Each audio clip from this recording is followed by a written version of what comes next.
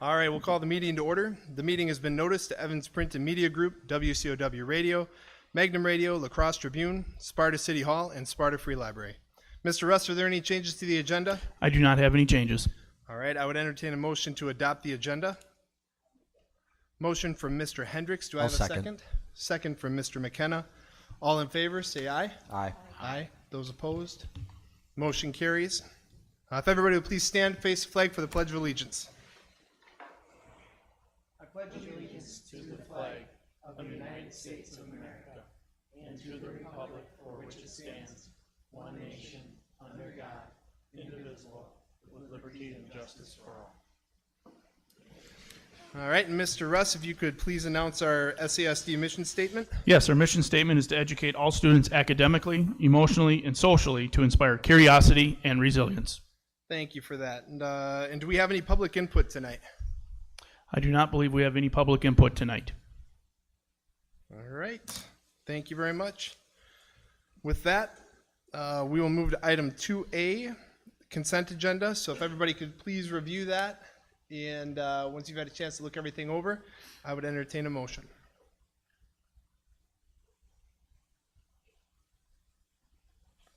I'll make the motion to approve the consent agenda. I have a motion from Mr. Wells. Do I have a second? I'll second that. Second from Mr. Hendricks. Roll call. Mr. Hendricks? Yes. Mr. McKenna? Yes. Mr. Wells? Yes. Ms. Lopez? Mr. Schulze? Yes. Ms. Behrens? Yes. Motion passes 6-1. Mr. Burns-Gilbert absent. Item 3A, discussion and possible action to approve the 2023-2024 original budget and certify the tax levy. Ms. Hauser. Thank you. I'm going to go over this pretty quickly, but if you have any questions, just let me know. The Fund 10 budget, I am not recommending any changes from what was presented at the annual meeting. Same with Fund 21, our special revenue fund. Fund 27 for special education. Our debt service fund, I did revise by the recommended amount from the annual meeting. So with a mill rate of 692, which came out of the annual meeting, that would reduce our debt levy by $440,000 from what was presented.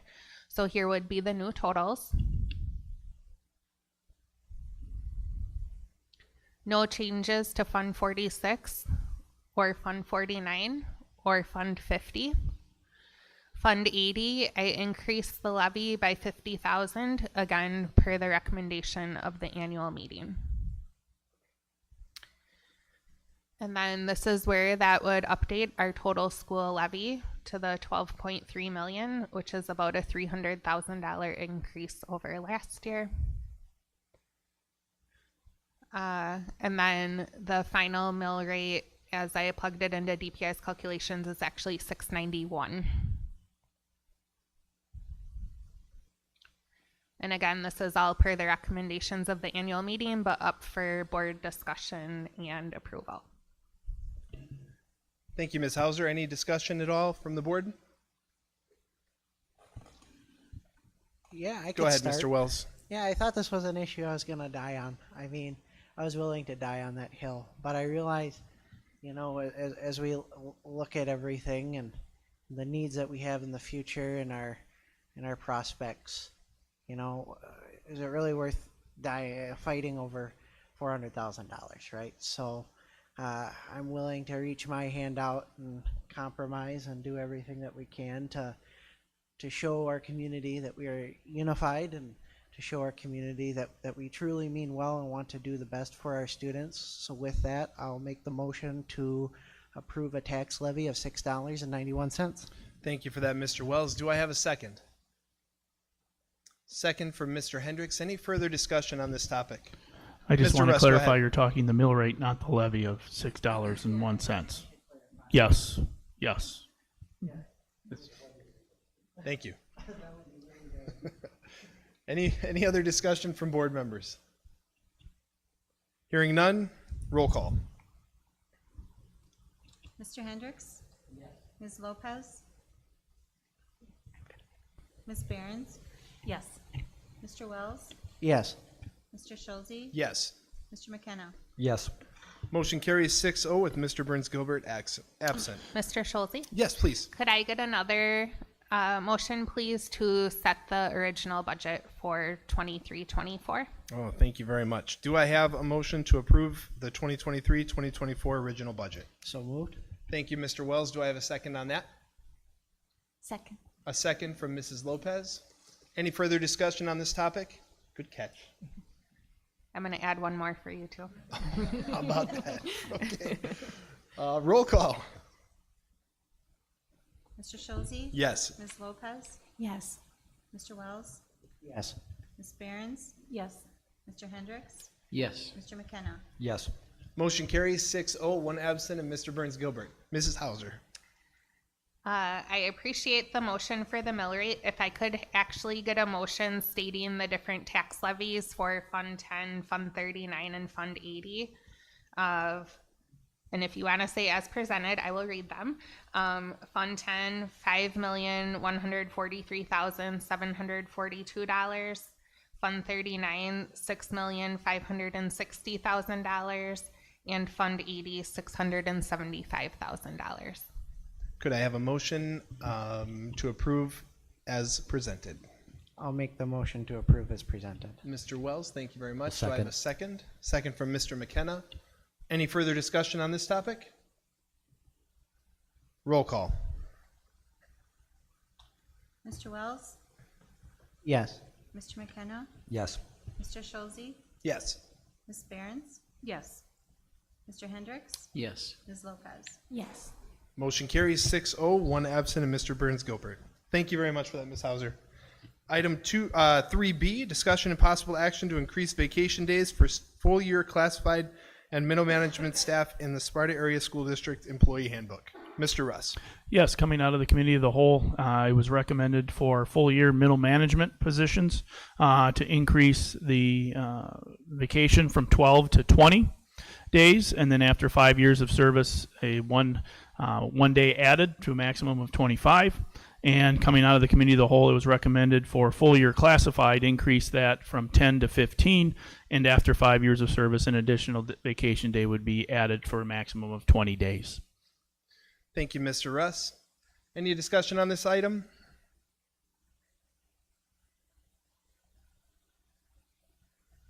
Mr. McKenna, go ahead. I guess I'd like a little clarity on why we have the separation between the certified and classified.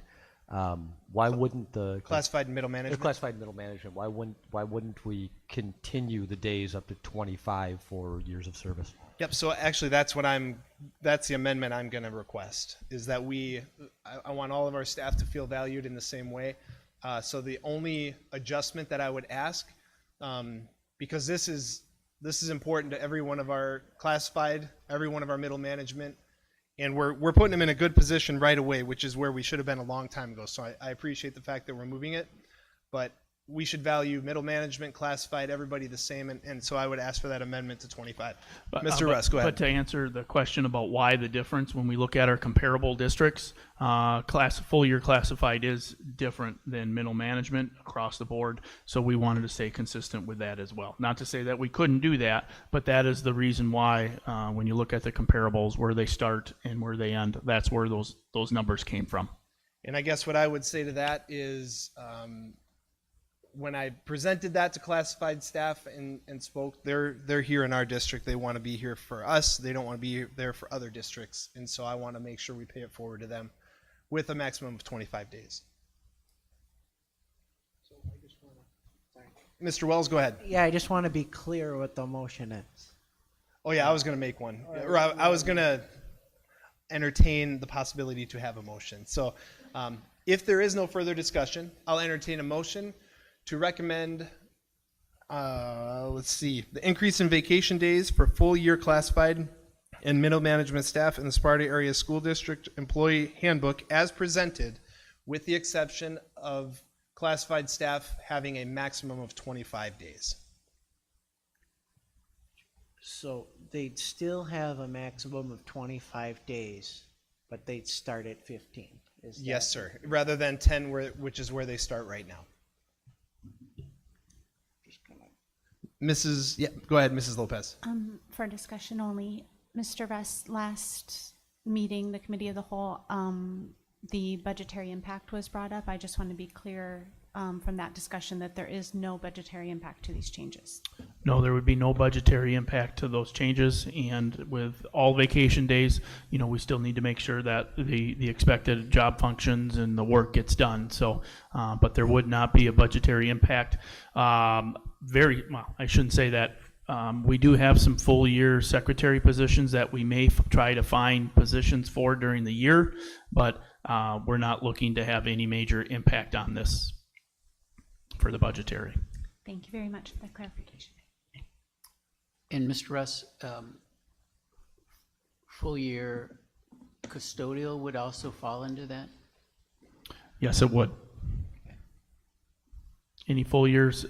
So there, well, I bring that up because that would also be at least a small budgetary impact, or we're so short of? We are short. We are short. We try to get substitutes, but we are short. So the cost of a substitute would be the potential increased cost. Currently, our shortages in our secretaries and our custodial, the fill rate is low unless we have it pre-planned and that sort of thing. But during the summer, we don't look to find coverage. All right, so again, at this time, I would entertain a motion to increase vacation days for full year classified and middle management staff in the Sparta Area School District Employee Handbook as presented, with the exception of increasing classified staff maximum days to 25. I'll make that motion. I have a motion from Mr. Hendricks. Do I have a second? I'll second. A second from Ms. Behrens. Any further discussion on this topic? Go ahead, Mr. Just McKenna. one clarifying question. This is retroactive for anyone who is in our district now that has been here for longer than 5 years, correct? Yes, we will look to go back and make this action moving forward. Give us some time. We may start this in November, but we'll make it right. Any further discussion on this topic? I just wanted to point out for the record. Mr. that, Wells, go ahead. That the original motion compared to the recommendation particularly affects our staff that have tenured for over 30 years. So I think that's also a point to, if they're willing to work with us for 30 years, they should get some additional support. Yeah, and absolutely thankful for all middle management and the classified staff. Any further discussion on this topic? Hearing none, roll call.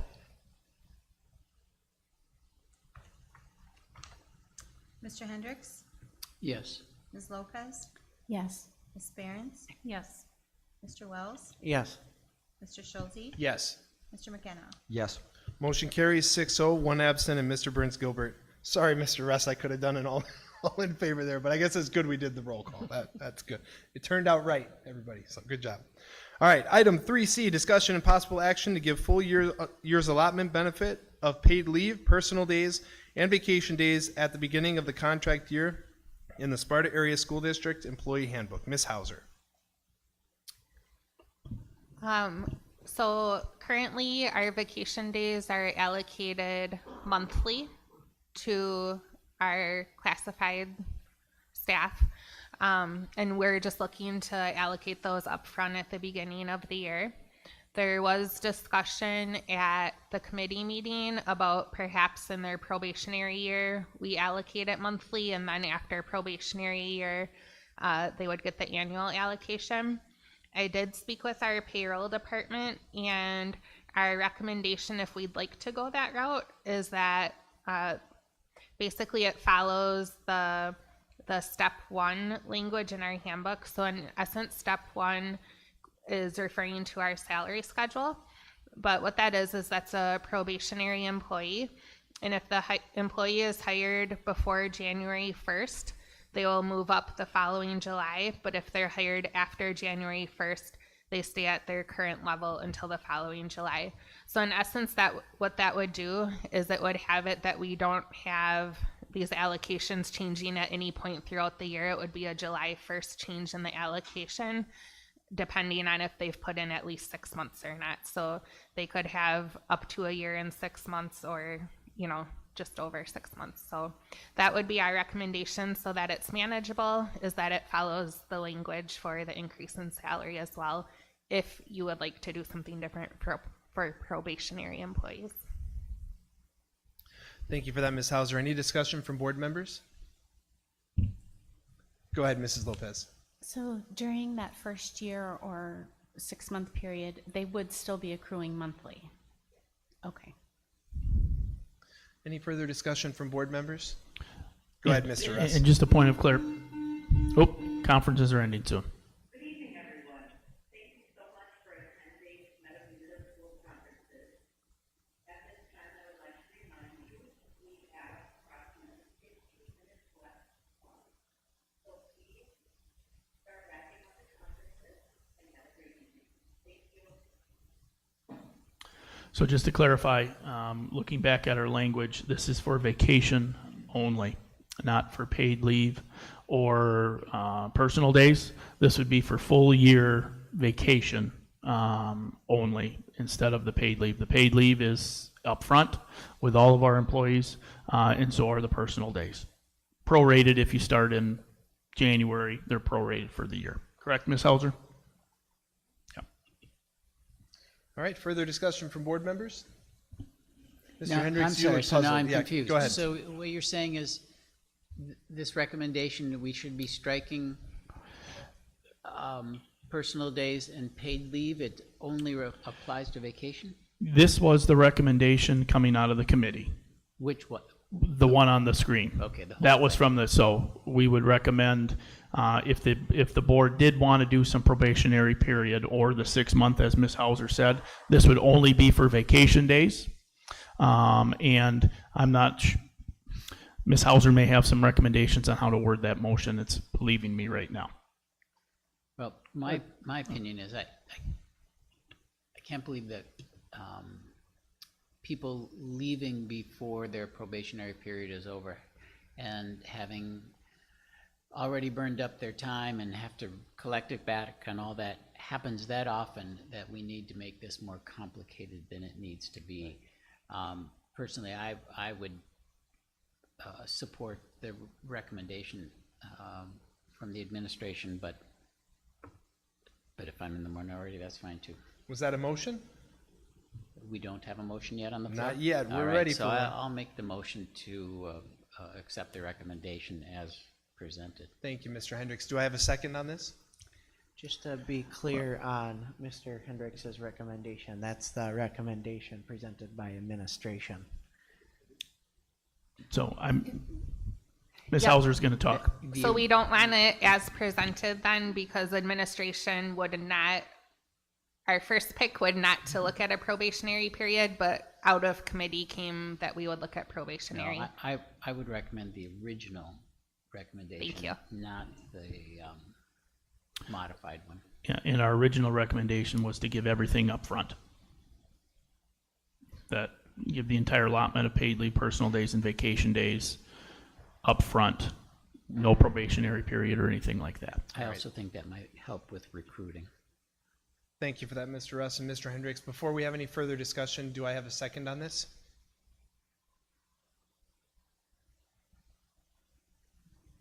I'll make a second. I have a second from Mr. McKenna. Okay, further discussion now. Alrighty, I don't know. Mr. S., Mrs. okay. Lopez, go ahead. thank you. So currently, all employees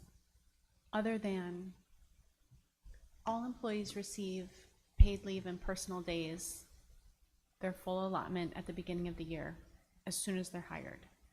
That is correct.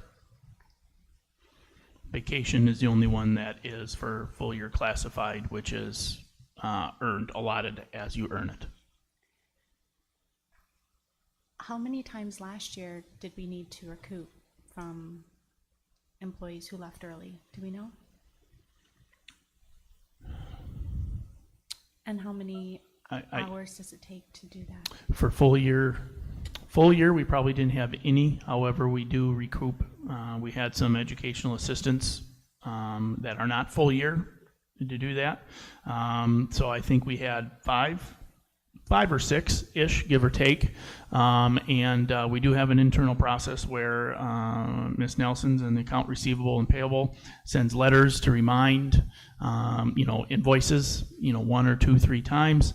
After the third attempt, these are not just emails and that sort of thing we call. And then Ms. Markman tries one more time. And then in the past, we have filed small claims. At what cost to the district is small claims, and is it worth even trying to do that? We're working on an internal process to do that. We're looking, every little bit. We need to establish a line so we're not discriminatory. Right now, we're moving forward with a $750 limit. And I would just Or, add not one limit, more but thing still. before we even get to all of that. If we're aware of this before we run the last paycheck, we'll withhold it from the last paycheck. So that's the first and best. Sometimes the last paycheck doesn't cover it, or we find out too late or what have you, and then we have to go to those resorts.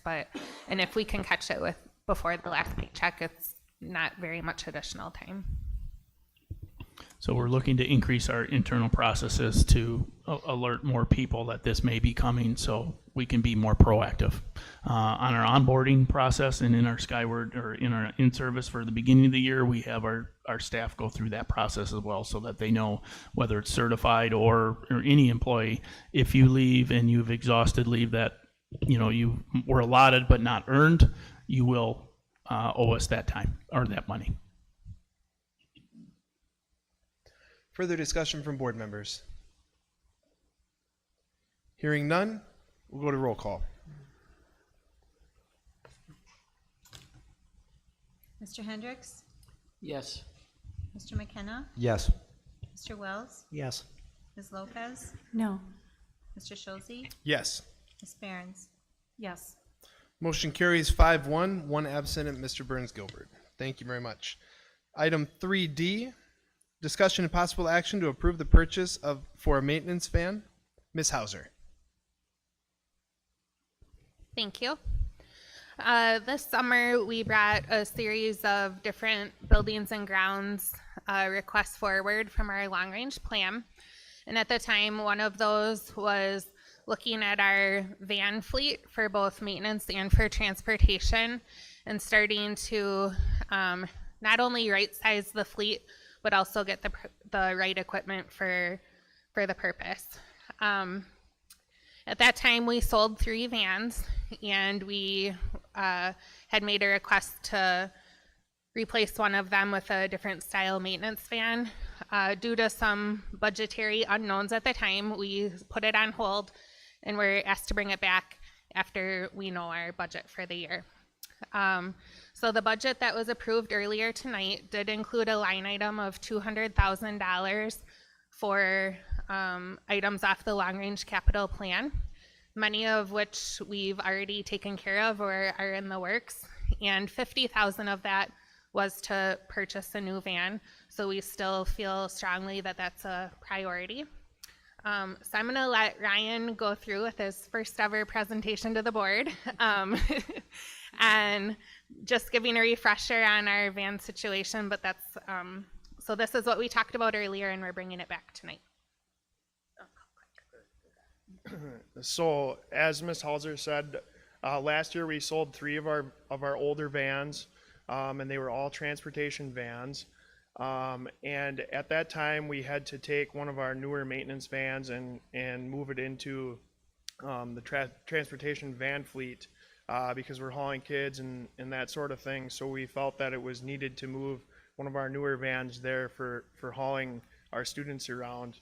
And so in selling those 3 vans, we brought a total revenue in of about $30,000 on all 3 vans when we sold them this last year.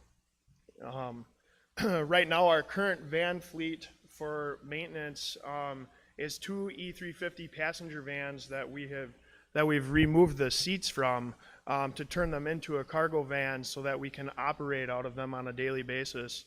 And then we have 2 E250 cargo vans that were purchased, I think 2014 is when they were purchased, and that was before I started here. But those are 2 of our newer maintenance vans. But again, looking to also move into a different style of van with those as well. And then our newest van is the E250 Transit van with a medium top. And that is one that we recently purchased and has joined our maintenance fleet. And so in doing that, we've added a maintenance person back to our maintenance fleet, and we've determined that the van that we took and gave to transportation needs now needs to be back in the maintenance fleet. And so now we have taken a co-curricular van back to the maintenance fleet. And what we're looking to do when we purchase the new van, if we are able, is to give that van back to the co-curricular activities for hauling equipment, band, and show choir, and those activities. We're looking to give that back to them so that they have a van for their needs as well. So as Ms. Halser stated, it is in our long-range plan this year to add another E250 Transit van, medium top.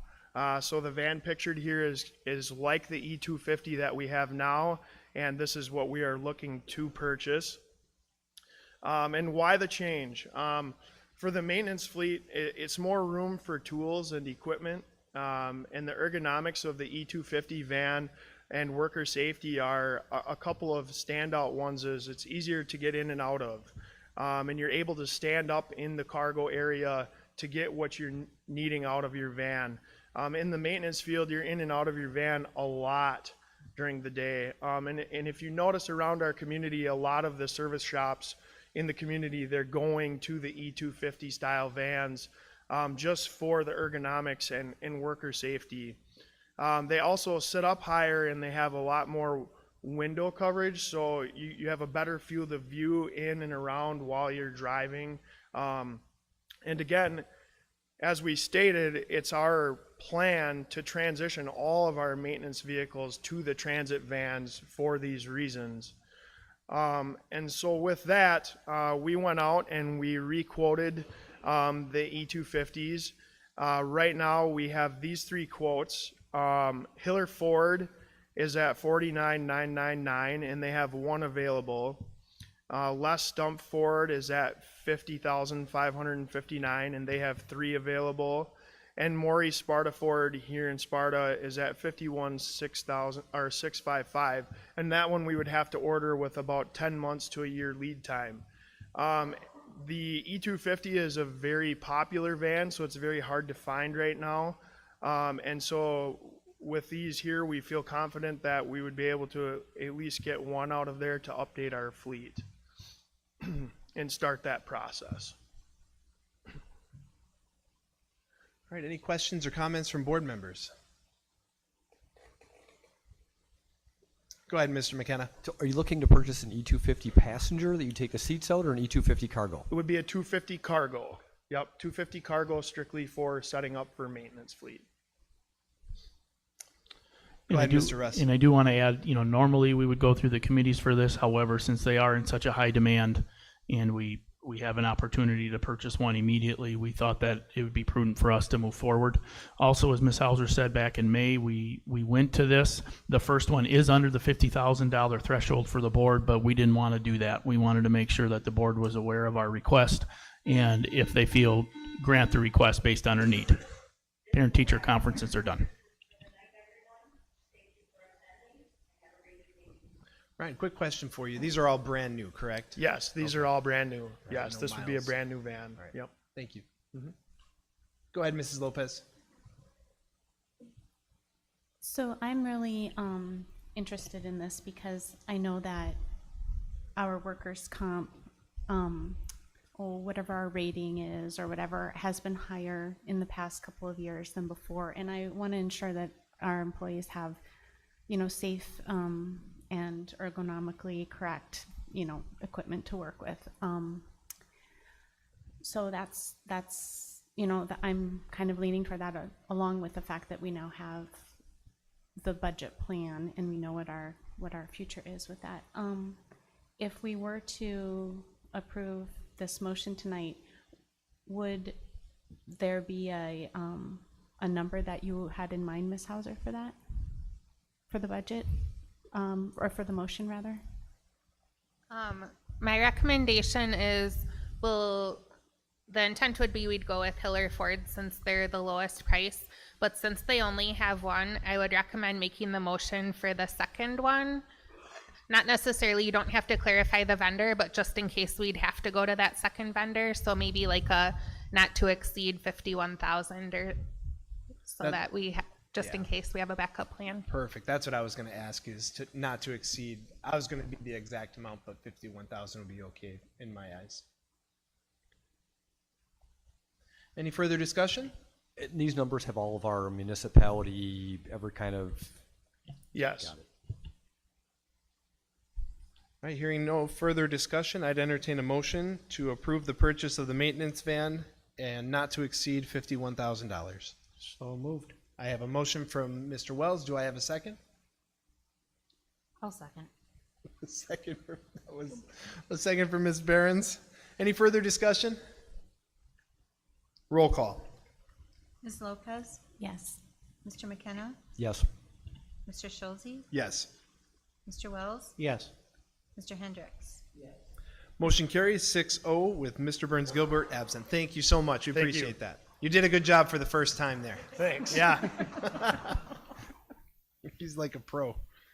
All right. Item 3E, discussion and possible action to approve grants and donations. Mr. Russ. Yes, Ms. Hauser's going to switch to the next slide, but we have three for your approval tonight. We've had a very generous anonymous donor to the backpack program of $3,000, and also Maurice also donated 100 backpacks for that purpose. And then Spartex gave a $3,000 donation for the robotics team for your approval. Thank you for that, Mr. Russ, and thank you to those donors. We really, really appreciate it. Any further discussion on this? At this time, I'd entertain a motion to approve those grants as presented. I'll make the motion to approve all grants and donations. Thank you, Mr. Wells. Do I have a second on this? I'll second that. Mrs. Lopez, thank you. Any further discussion? Roll call. Mr. McKenna, Yes. Mr. Hendricks, Yes. Ms. Behrens, Yes. Mr. Schulze, Yes. Ms. Lopez, Yes. Mr. Wells. Yes. Motion carries 6-0. Mr. Burns Gilbert is absent. And I just wanted to highlight some things for informational purposes. Additionally, the backpack program has a lot more donors here. And before I read the names, I just wanted to indicate that the backpack program is reaching almost 200 families or students that they service. So the funds are available. However, we could always use more funds because since the program is growing, prices are growing, the need is more than ever to continue to sustain that program. So it's a very important program to our community and to our families and to our kids. So I'd like to highlight these donors who gave generously to the backpack program. Dwayne Abida, David and Catherine Rice, Mary Kelly, Harold and Barbara Hoffman, Denise Halverson, Maurice gave the school supplies and student need.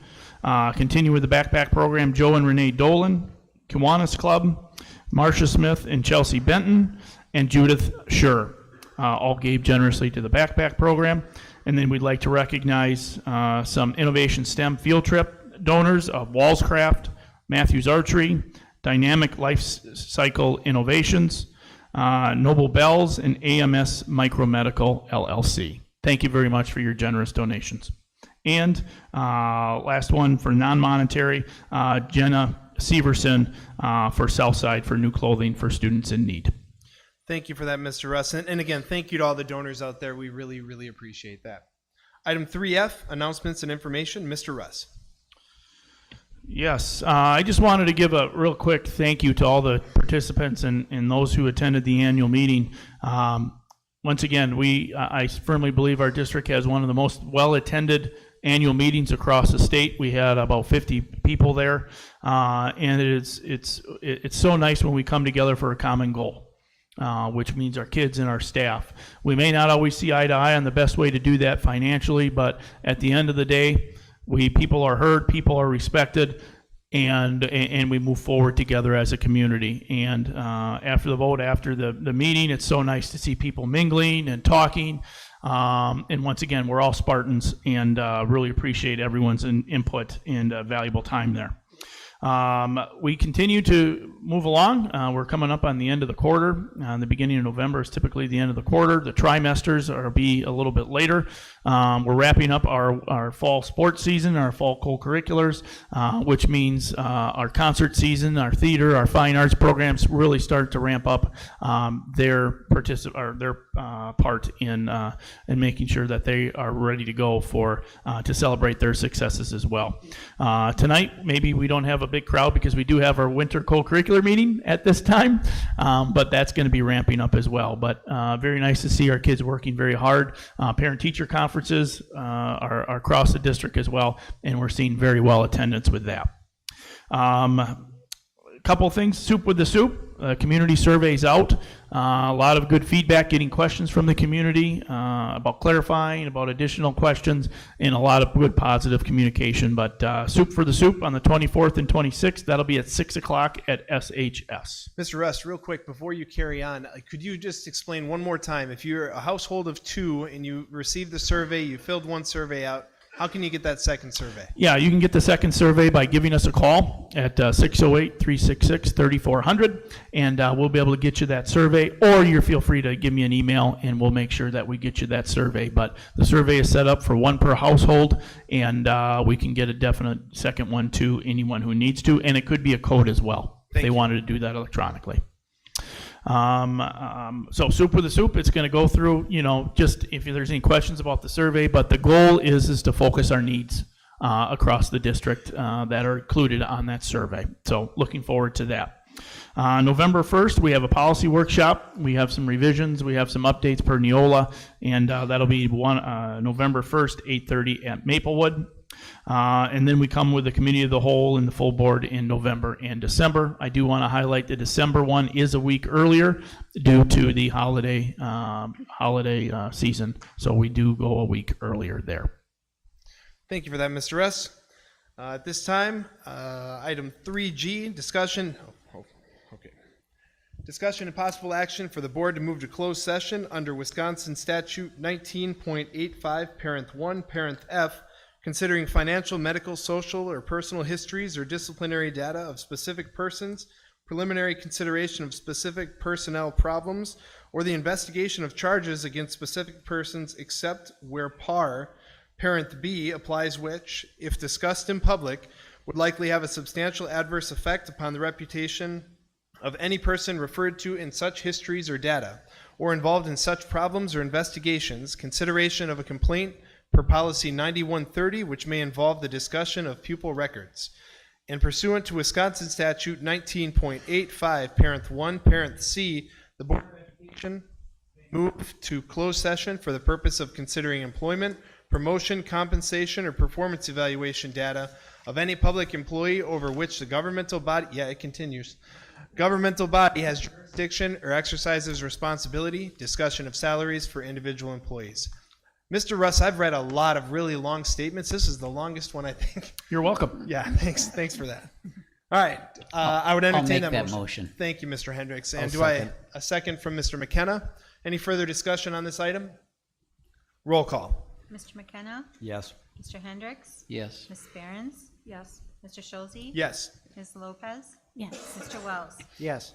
Motion carries 6-0 with Mr. Burns-Gilbert absent. We are now in closed session. All right, yeah, so we're going to